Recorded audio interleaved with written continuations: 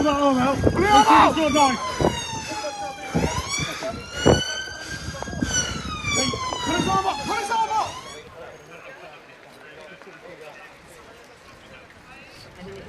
is deeply concerning to everyone in this House. There is now a police investigation, and I think we all need to do everything we can to support that investigation and be absolutely clear in our determination to deal with any of these offences, the like of which we've seen too much recently. What you just watched, that all went down yesterday, Wednesday, April 29th. Two Jewish men in Golders Green, a predominantly Jewish suburb in North London, were attacked by a knife-wielding man. The man was arrested, as you saw. And as reported in the UK Daily Telegraph and other media, the suspect is believed to be associated with Harakat Ashab al-Yamin al-Islamiyya, an Islamist group that is believed to have strong ties to the Iranian regime. They've taken credit on a Telegram channel for that double stabbing yesterday. They've also claimed responsibility for a series of anti-Semitic attacks in the past month in London, including the firebombing of 4 ambulances belonging to a Jewish-run charity in Golders Green, the same area. The weak leadership of Prime Minister Keir Starmer, who spoke at the end of the video you just saw, is not unlike that of Australian Prime Minister Anthony Albanese and Canadian Prime Minister Mark Carney. Of the three, Carney has been perhaps the most blasé about raging anti-Semitism in Canada. These violent incidents, they don't happen by accident. Jew-hating violence has become normal, expected, in London, in Melbourne, in Sydney, in many places, and among them, my hometown, Toronto, Canada. Today, we are going to focus on political and legal conduct of leadership that has emboldened this violent Jew hatred in Canada, and the similar policies and quality of leadership that have also prevailed in the United Kingdom and Australia.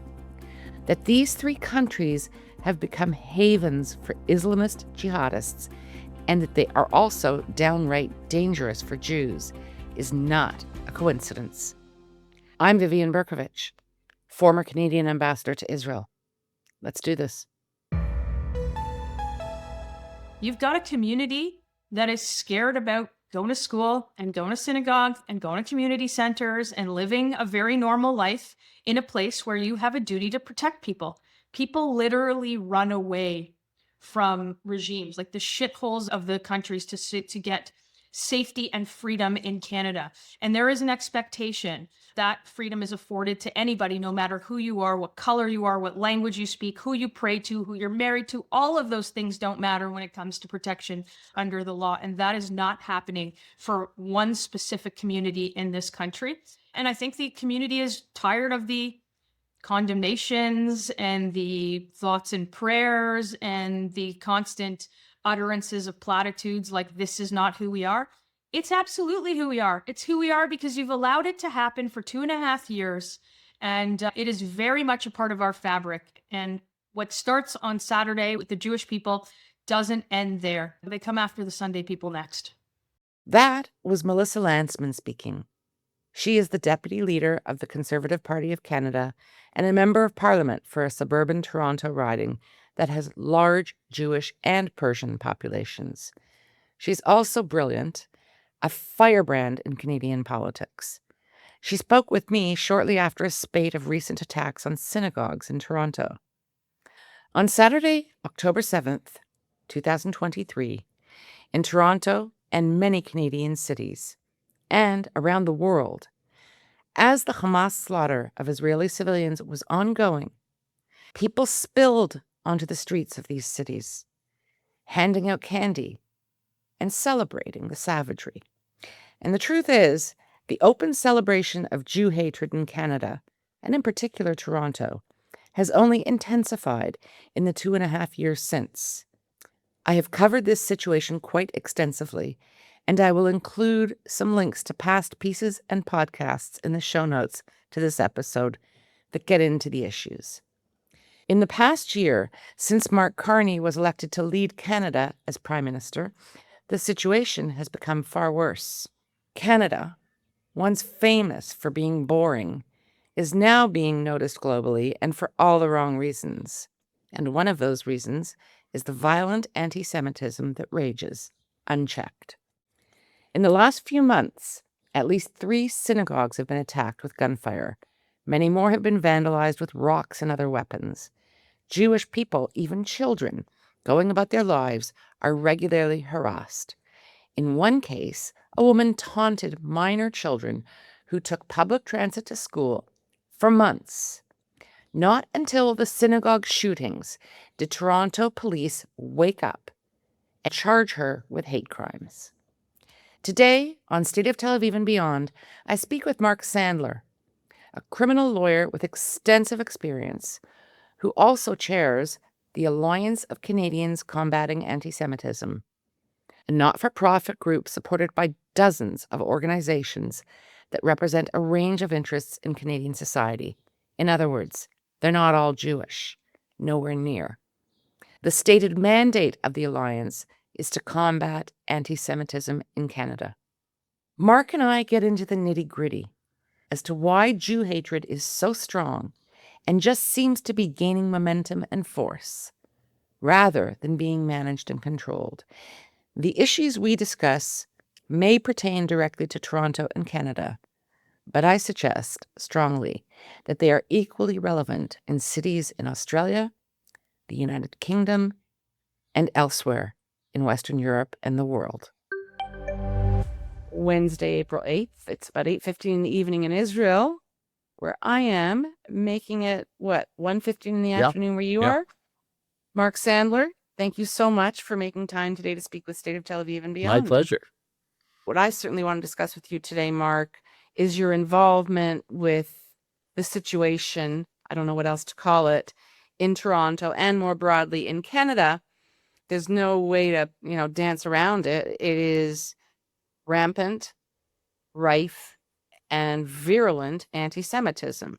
That's my description. And I would add to that, in my view, it's quite deeply embedded, not just socially, but in some significant institutions. Well, not only do You don't I have agree to- with you, but I'll say that I've been working on criminal law remedies to combat anti-Semitism since 1985, and I've never seen anything like it as I have in the last couple of years. It's become normalized, and it's more profound than, as I said, anything that I was dealing with in the 80s. Amazing. And, we're both Toronto people. And I was in Toronto, as it turns out. I live in Israel now, of course, but I was in Toronto on October 7th, and I ended up remaining there until early December for 2 months.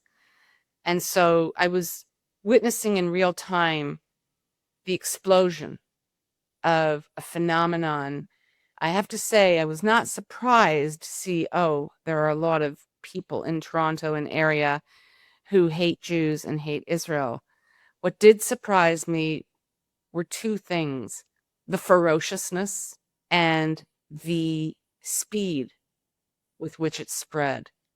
It was just incredible. What was your sense on October 7th and shortly Well, after? my sense was exactly the same, and I would add to it this, that we saw within a day of October the 7th, people celebrating the barbarities that had been committed. And so this had nothing to do with the way Israel addressed the situation in Gaza. This was all about Jew hatred that had pre-existed October the 7th, and October 7th gave people a release to express those views and express them publicly.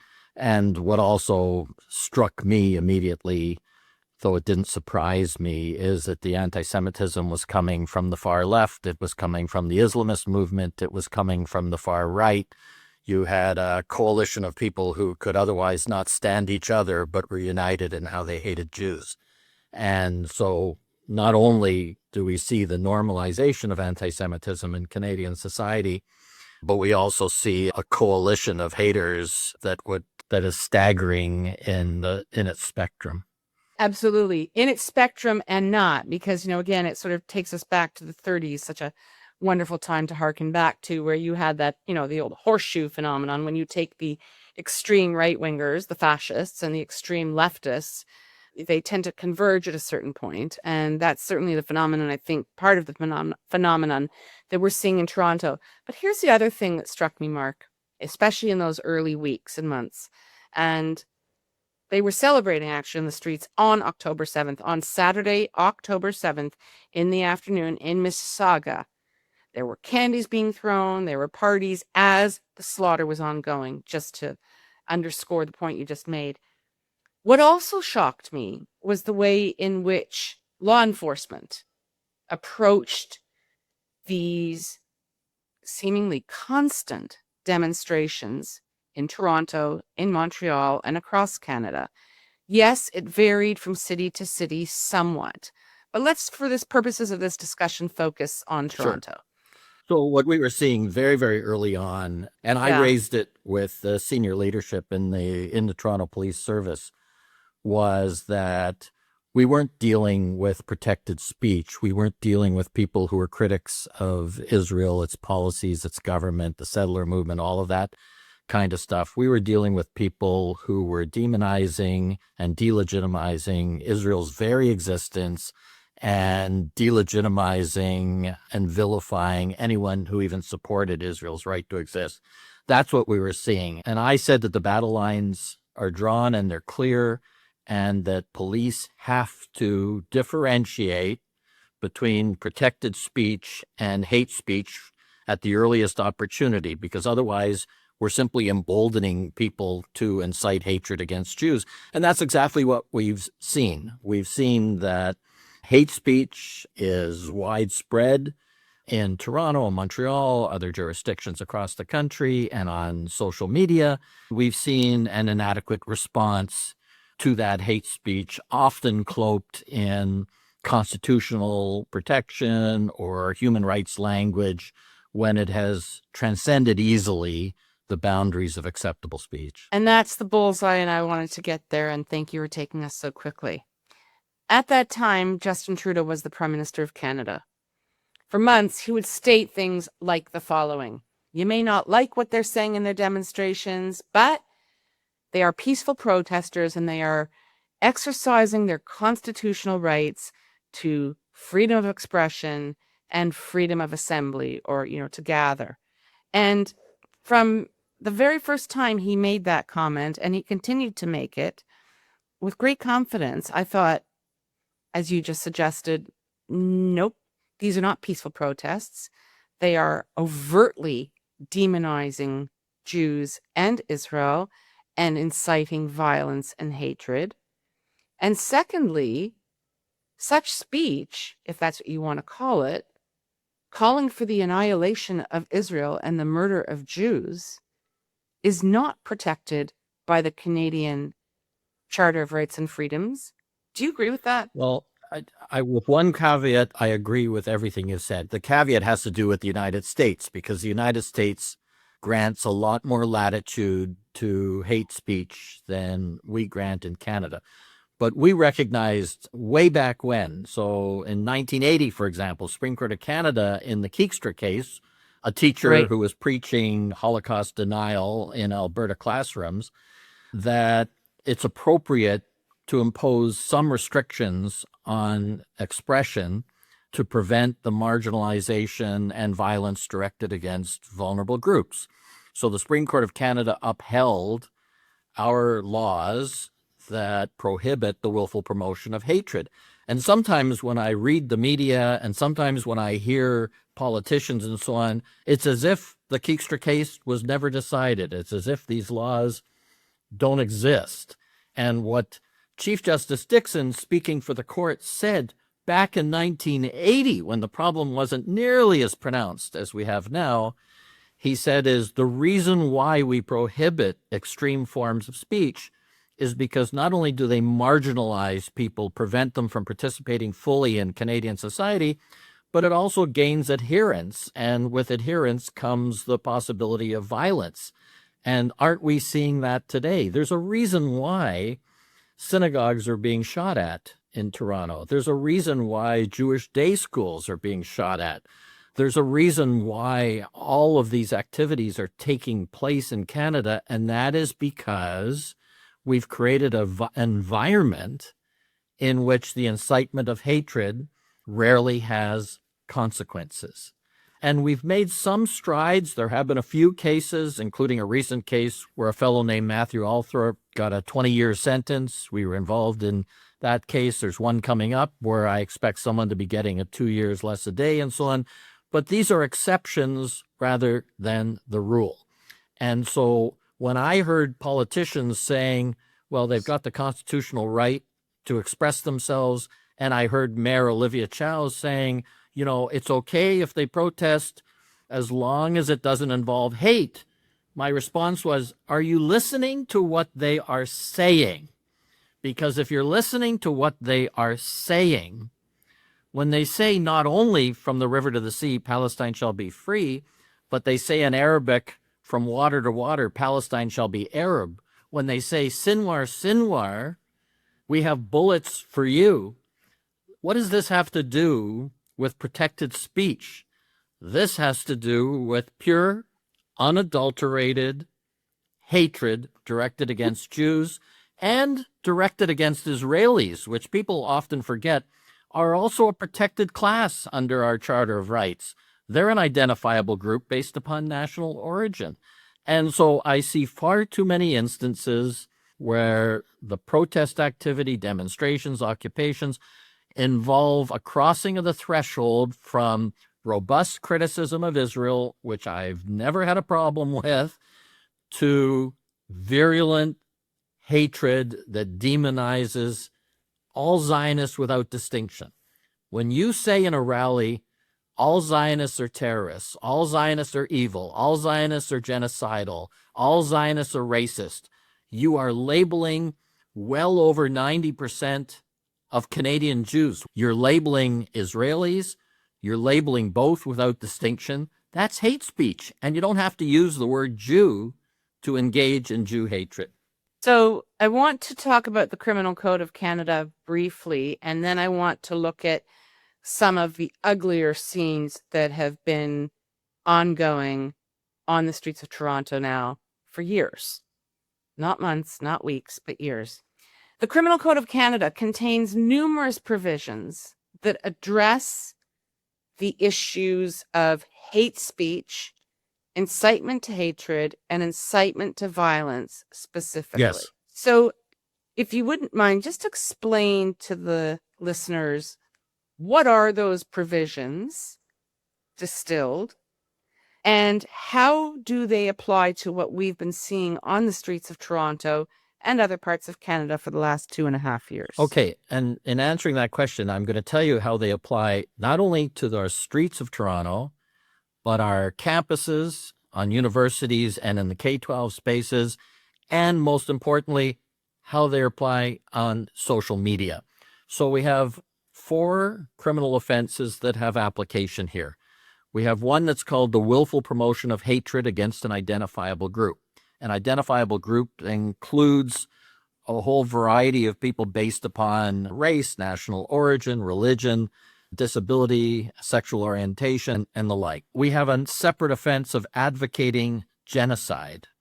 We have a third offense of public incitement of hatred likely to lead to a breach of the peace. And we have a fourth section of willfully promoting anti-Semitism by denial or minimization of the Holocaust. And added to that, we have in the new Bill C-9 an offense of willful promotion of hatred by the display of signs of a terrorist nature or associated with Nazism. So we have 4 currently existing hate propaganda offenses under our criminal code, all of which meet constitutional standards.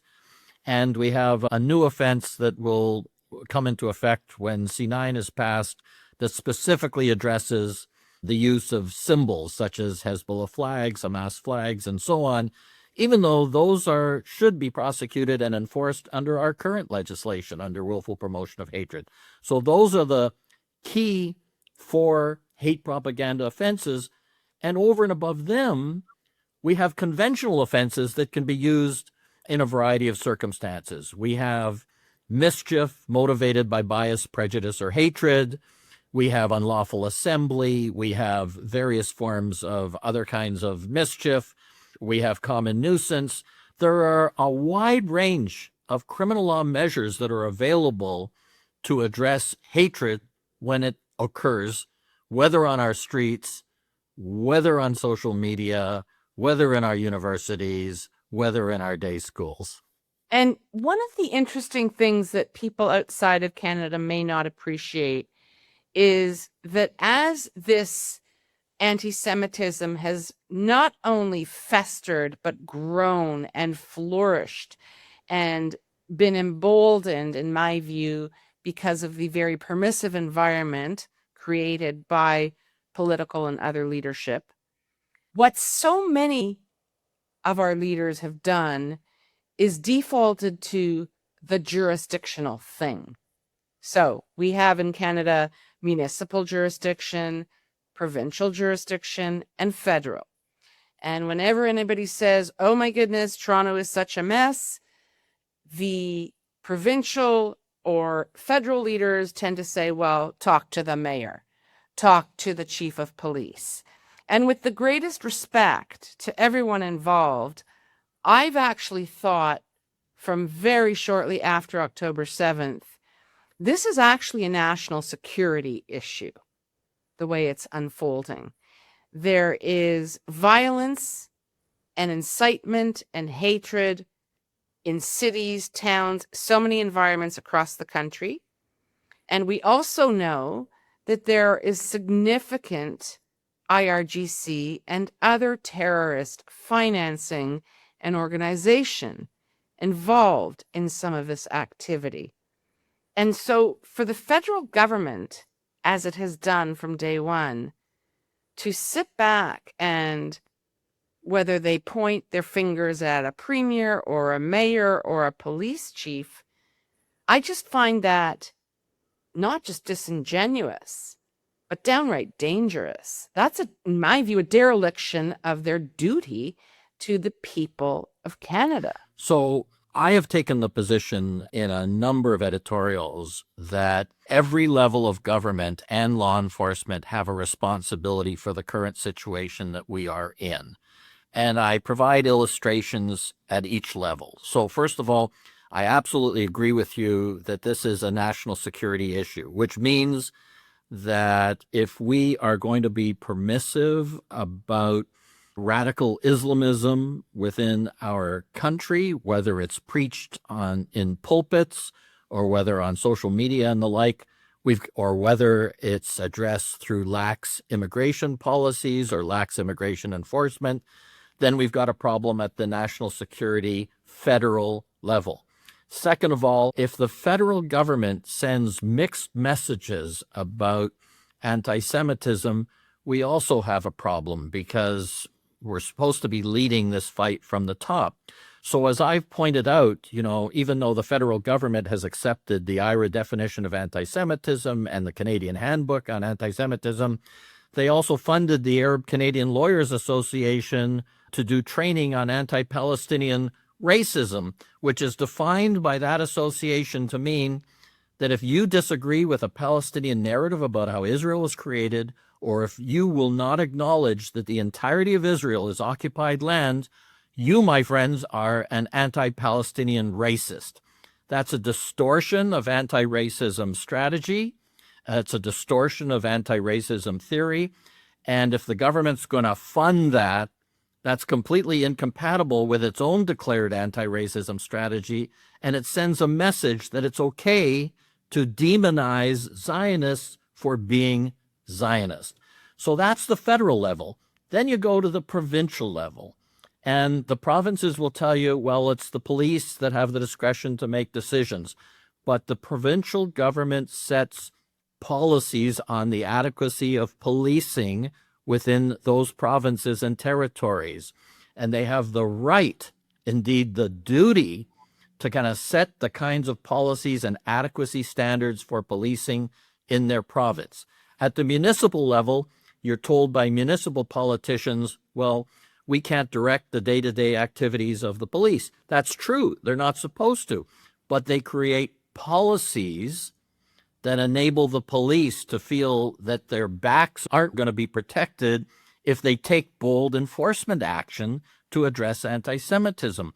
So, for example, in Toronto, we have a Toronto Police Service Board that still doesn't have a public order policing policy on how to police demonstrations, occupations, and encampments. And they invited submissions from the public about that policy over a year and a half ago. They still don't have the policy. I sent them a draft policy that showed zero tolerance for the kind of hatred that we're talking about, and no policy yet exists. And if you get the kinds of messages from our mayor that tolerates hatred on our streets, then it makes it that much more difficult for police to do their job.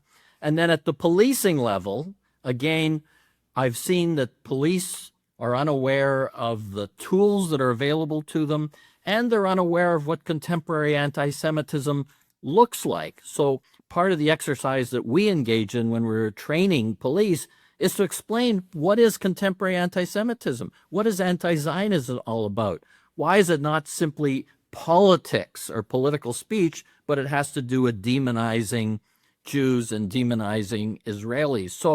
So there's lots to blame, to share at each level of government and law enforcement when you're dealing with the pervasive anti-Semitism that we're seeing. You know, it's interesting, Mark, because in the last few years, Canada has kind of really burst onto the international scene in terms of people paying attention. I mean, everybody thinks we're just this quiet, peaceful, nice place with beautiful mountains and other natural beauty. We have two prime ministers now in succession, Trudeau and Carney, who have taken similar positions, that these are peaceful demonstrations where they're exercising their constitutional rights to free speech. We've seen the chief of police go out and explain that officers are just there to keep the peace. We've heard this ad nauseum. They're there to keep the peace. Schools have been shot up. Synagogues have been shot up. Jewish businesses have been attacked. There has been physical violence. Patrons of Jewish businesses have been harassed. The list goes on and on. And the police, even when these demonstrators engage in their weekly circus at Bathurst and Shepherd, a quite nondescript and ugly intersection in the north end of Toronto that is now known globally, when they gather there for their hate parade and take it into residential streets, the police not only allow this, they escort them. And when one of these hateful people yells at a Jewish woman in the driveway of her home, as he did a few months ago, "Teach your children to kill babies? Huh? Zionist? You're not in occupied Palestine here," and goads her. And the police are right there. What I have said to police is this, that I understand there's a mentality that says that you've been successful in law enforcement if there's no unseen violence. If you keep the peace, which is an expression well known in criminal law that basically means nobody's assaulting each other, nobody's attacking each other on scene while you're there.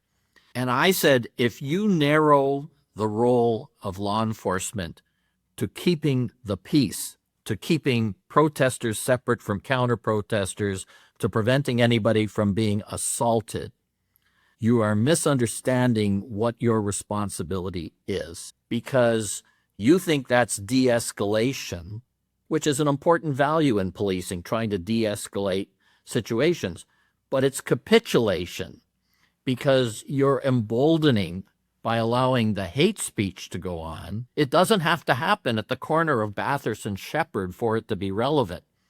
If people are inciting violence, whether it's at an Al-Quds rally in downtown Toronto, or whether it's at Bathurst and Shepherd, either situation, if they're inciting future violence, and we know that violence is being directed against the Jewish community, then law enforcement is failing in its responsibility.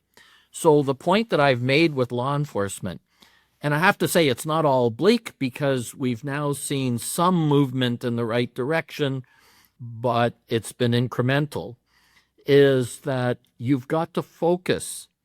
You and your officers have got to focus on the content of the speech and not merely on whether anybody is beating each other up. You've got to focus on the intimidation that takes place to those people in the neighborhood and not merely on whether they're engaged in assaultive behavior at the scene. And we saw a recent charge just in the last week, and you said it took weeks to take place, but nonetheless, we saw someone charged with public incitement of hatred likely to lead to a breach of the peace, resulting out of these egregious anti-Semitic signs that were being held at Bathurst and Shepherd. And I know that investigation is still ongoing. I know there's an investigation ongoing in relation to the Al-Quds rally. I know there's other investigations where I'm the criminal complainant on them. And so what we need to effect is a sea change so that there's a focus on the harmful speech that's taking place and not merely on preventing violence on the scene, because that's not fulfilling the requirements of a police service long term, because it's providing an environment in which people do shoot at a synagogue or at a day school. It's just emboldening rather than addressing the issue. So I should tell you that because, we tend to focus on the negative, and there is much to focus on when we're talking about the negative. The Canadian Association of Chiefs of Police has created recently a special purpose committee to address the lack of a robust and consistent use of criminal law to address hate crimes, particularly those targeting the Jewish community. I'm on that committee, and I'm hoping that the message that I'm conveying to you, I can convey effectively to police services across the country, as I'm doing and as Rochelle Dierenfeld, who works with me, is doing, and that we can get police officers to use the laws that exist to strangle hate where it's taking place rather than emboldening it through permissive approaches. Mark, you mentioned those grotesque signs, and really they could have just been taken from the pages of Der Sturm or the It's Nazi 1930s propaganda all over, with the caricatures of Jews with hooked noses, like all of that. And I wanted to ask you this. It took the police 3 weeks to charge the individual who stood with those signs at Bathurst and Shepherd. The individual is known to police. He's a regular demonstrator, peaceful protester. What took 3 weeks? Why would it take 3 weeks? Well, you're getting into I'm going to be very cautious about this. And the reason I'm going to be cautious is I'll talk about it generally, but I'm not going to talk about that specific investigation because it's ongoing to my knowledge, and I don't want to taint the investigation. So I'm going to talk about it in general terms, and that is that... Let me make clear why I'm asking this. I know exactly why you're asking. Yeah, well, you may, Mark, but the listeners may not, Sure. Because we started out this discussion making reference to institutionally entrenched anti-Semitism at all levels in Canada. And I would go so far as to say that includes the law enforcement echelon. And the question, of course, is what takes 3 weeks to ascertain that something so overtly anti-Semitic constitutes hate speech? And the question, of course, is there anti-Semitism on the force at play? So now you'll answer even more delicately. Okay, so fair enough. So this issue has been raised with me a number of times as to whether the explanation for inadequacies in policing are explained by anti-Semitism within the service. And the service is no different than any other institution, which means that it's going to have its share of anti-Semitism, because anti-Semitism is unfortunately all too prevalent in our society. But I don't see that as the explanation. Others may disagree, but I don't see it as the explanation. What I see is that there has been an institutional reluctance to use the tools that exist for police in addressing hate propaganda, especially when it's targeting the Jews. So you'll say, well, if it's especially targeting the Jews, isn't that anti-Semitism? And the answer for me is that part of this is ignorance. It really is ignorance, because, the answer that these demonstrators give whenever the issue is raised, and I see this answer is accepted in some prosecutorial circles, is this is political speech. It's political speech. We're criticizing Israel. We're criticizing its approach to the war in Gaza, and it intimidates law enforcement and prosecutors because they think they're getting into this vortex of political debate when it really is much simpler than this. But so for me, so much of this is about a lack of understanding of what contemporary anti-Semitism looks like and where the lines are to be drawn between protected speech and hate speech. Now, the sign that you mention should be apparent to anybody and everybody. That's an anti-Semitic offense. And I absolutely agree with you that in the future, it shouldn't be taking 3 weeks for that kind of signage to be the subject of charges. But we have seen quick charges laid in by the LaSalle police in a case that also targeted Zionists as terrorists. We did see some quick charges in a number of cases more recently. And so I would prefer to treat it as an education position. I'm not naive about anti-Semitism within institutions, but I'm treating it as an education issue. And by the way, I have to say that when I'm doing the training, the officers are receptive to it. Like, you can see the lights going on. And I had one officer, very senior officer, say to me, I didn't understand it until now. I thought this was just about, debate about the war in the Middle East. Now I get it. Now I see, what Zionism really means, because they don't even know what Zionism is because it's been so distorted. So much of this, Vivian, is education, but added to it is the police really do need the support, the political support from all levels of government, that they can take robust action to combat hate, and they'll be supported for it, right? I hate to flog a dead horse, but I'm going to. What could take 3 weeks to lay those charges? Because those signs, I'm just going to speculate here, that the existence of those signs was observed and brought to the attention of Toronto Police Chief Myron Demkew, I'll say within 24 hours, and be kind, of the gathering at Bathurst and Shepherd. He probably knew about them instantaneously. He is the chief of police. I'm going to assume that he does not have the knowledge deficit that you're suggesting others might, that he has been educated and he is aware of what is going on and the problems in the Jewish community being targeted. 3 weeks it took. And I'm asking this genuinely. What could take 3 weeks? Okay, well, again, I want to be clear here. I've criticized the police and I've criticized the Attorney General for the length of time in investigating what I thought is overwhelming evidence that I presented, and the time that it taken for the Attorney General to make a decision where consent is required from the Attorney General. So you're not talking to somebody who is protective of the police, to the extent to which I deny that it's taken far too long for some of these cases to be addressed, far too long.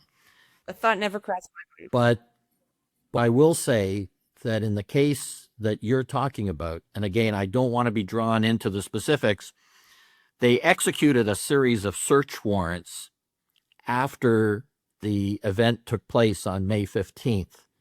And the search warrants yielded additional evidence that bears upon that investigation. And if I were the investigating officers, I can rationalize waiting for the fruits of a search warrant before I complete the investigation. So I understand your point. You're absolutely right that there have been a number of cases where there was unacceptable delay in bringing matters to charges. I'm still seeing that unacceptable delay on a number of cases. I'm also seeing unacceptable approaches on the prosecution side when the cases are presented to them. But I don't want to say that in that specific case that the rationale for the 3-week delay is attributed to some malevolence when there are a number of factors in that investigation. And in fairness, based on what I've read, that there were search warrants executed on the individual's home, also on kind of off-site storage, self-storage, computers, other things, I think a vehicle or two. So I hear you, and I appreciate that clarification. And just before I let you go, we also have, in the last, 3 weeks, we've had 3 synagogue shootings. We've had a shooting on the American consulate in downtown Toronto. And we had a shooting just the other day of a restaurant owned by a Jewish person in the north end of Toronto. To my knowledge, no arrests have been made in any of those cases. Is that correct? That's correct. So help my viewers and listeners who are all around the world. And again, it's kind of all eyes on Toronto these days for the wrong reasons. Help them and me understand how this is possible. Do we not have CCTV cameras in Toronto? I can't imagine that the U.S. consulate doesn't. And on top of that, my understanding, and again, correct me if I'm wrong, is that from the time that the shots were fired at the U.S. consulate to the time that Toronto police officers attended at the site, there was a lapse of about 90 minutes. Yeah, well, this issue has been raised both in the context of the U.S. consulate and also in the context of a protest that took over the Eaton Centre, one of our largest shopping centers, for a period of time, and the lack of rapid response on the part of the police. So the points you make are valid. The post-mortem as to why the delays take place have to await the completion of the investigations. But I'll make a point that isn't necessarily all that popular in the Jewish community, but it's a point that I make nonetheless, and that is that when it comes to the investigations of the shootings that you've described, I've seen a lot of resources on the part of the police to investigate those incidents. I don't think that's where the problem is. I don't think the problem is that police don't care when a synagogue is shot up. I think they are engaged in a lot of person power to try to find the identity of those involved. And those are always harder cases. I can tell you, based on experience on the prosecutorial side, always harder cases where identity is an issue. Not when there's an issue whether a crime's been committed, but who committed it, unless it's right on camera. And unfortunately, we don't have the same kind of camera scope that they have in England, for example. We have lots of gaps in our camera coverage of events that take place. So I don't want to ascribe the failure to find a suspect in those shootings to a lack of resolve, but I'm going to emphasize a point that I have made publicly, and that is, that's not the issue. The issue is that these shootings are going to continue to take place unless we crack down on the incitements that prompt people to commit them.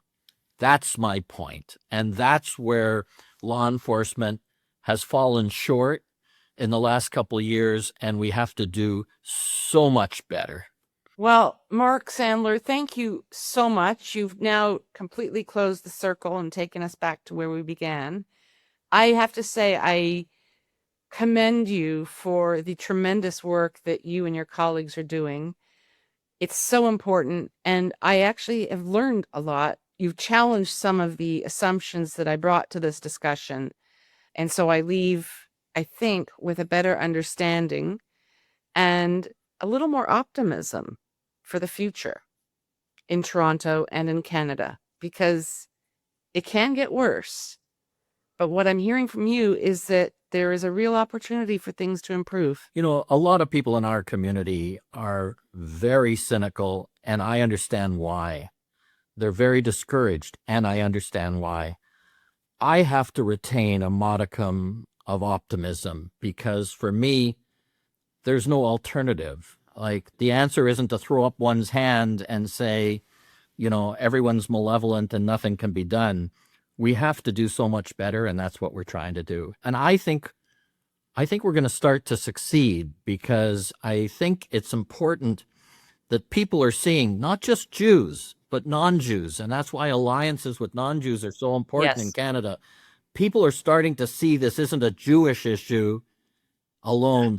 This is a law and order issue. This is a Canadian society issue. Absolutely. And we won't succeed because we're a small percentage of the population. We won't succeed unless Canadian society more broadly gets on board and is equally concerned about what's going on our streets. Let's hope that happens forthwith, as we lawyers like to say. Exactly. Mark Sandler, thank you so much. Really appreciate your time. And I promise you that I'm going to be coming back to speak in the future. My pleasure. Since I spoke with Mark Sandler, there has been an arrest made in the shooting of the Toronto restaurant that we referred to. Mohammed Mati was charged with a range of firearms-related offenses. The Toronto Police press release makes reference to the hate crimes unit having been involved in the investigation, but no hate-related charges were laid.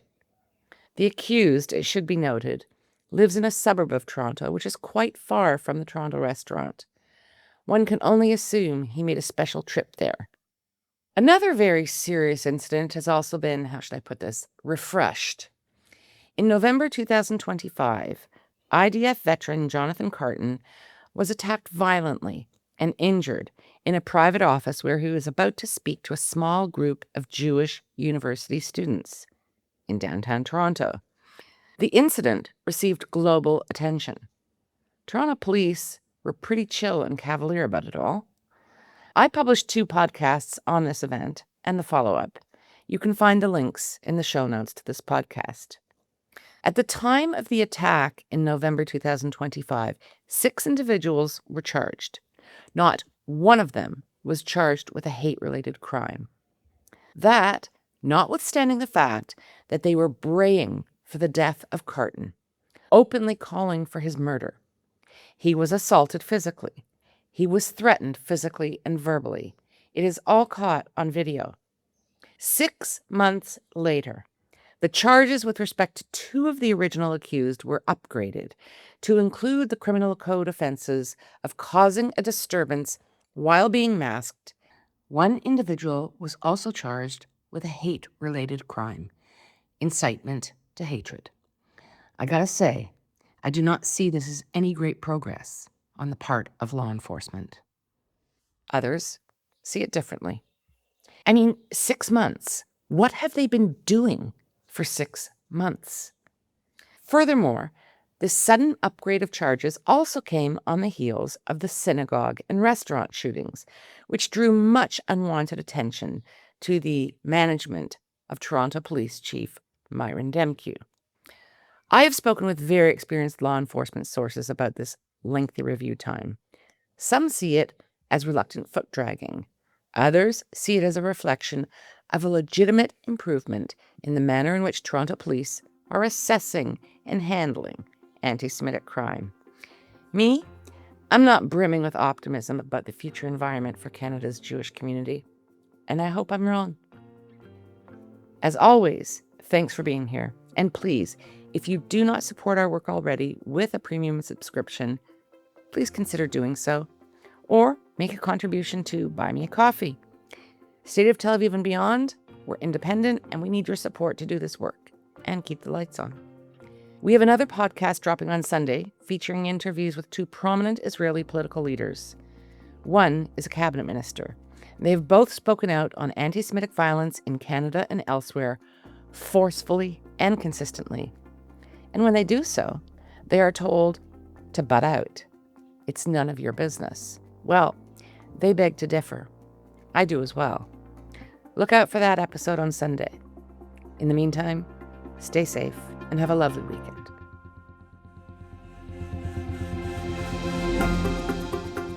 We love hearing from you. So please comment on our website, stateoftelaviv.com, or send us a note to vivian@stateoftelaviv.com. That's VIVIAN @stateoftelaviv.com. And if you go to our website, stateoftelaviv.com, you can find the subscribe button and take it from there. Hope that you do that. On behalf of the State of Tel Aviv core team, Jan Zabo, our creative, graphic, visual, and marketing man, Amir White, producer and editor extraordinaire, sound guy, who is also impressively patient with me and my boomer tech deficiencies, and our social media manager who pitches in on everything. Thank you, Maya Naftalin. Thanks to the team, and thank you, listeners, for being here. Until next time, stay safe.